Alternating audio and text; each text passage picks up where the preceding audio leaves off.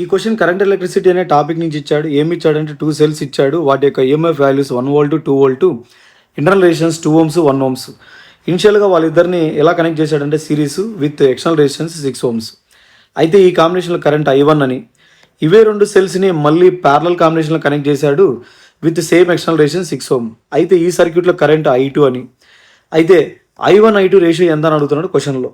First series కాంబినేషన్లో total EMF ఏం చేయాలంటే యాడ్ చేస్తారనమాట. 1 వోల్ట్ ప్లస్ 2 వోల్ట్ మొత్తం 3 volts. ఈక్వలెంట్ రెసిస్టెన్స్ ఏమవుతుంది అంటే కనుక ఇవన్నీ సిరీస్లోనే ఉంటాయి కాబట్టి యాడ్ చేయాలి వీళ్ళందరినీ. 6 + R1 + R2 it is 9 ohm. అదే ప్యారలల్ కాంబినేషన్లో అయితే నెట్ ఈఎంఎఫ్ ఫార్ములా ఏమంటే E1R2 + E2R1/R1 + R2. Values substitute చేస్తే ఈ ప్యారలల్ కాంబినేషన్లో నెట్ ఈఎంఎఫ్ ఎంత వస్తుంది అంటే 5/3 వోల్ట్. ఈక్వలెంట్ రెసిస్టెన్స్ ఎలా వస్తుందంటే ఈ 6 ohm ఎక్స్టర్నల్ రెసిస్టెన్స్కి వీళ్ళిద్దరు ప్యారలల్ కాంబినేషన్ కాబట్టి R + R1 R2/R1 + R2. Simplify చేస్తే 20/3 ohms వస్తుందన్నమాట.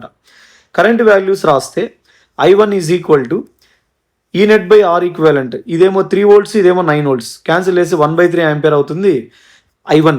I2 కూడా అంతే. ఈ నెట్ 5/3, ఈక్వలెంట్ రెసిస్టెన్స్ 20/3. సింప్లిఫై చేస్తే 1/4 ఆంపియర్ అవుతుంది అనమాట I2.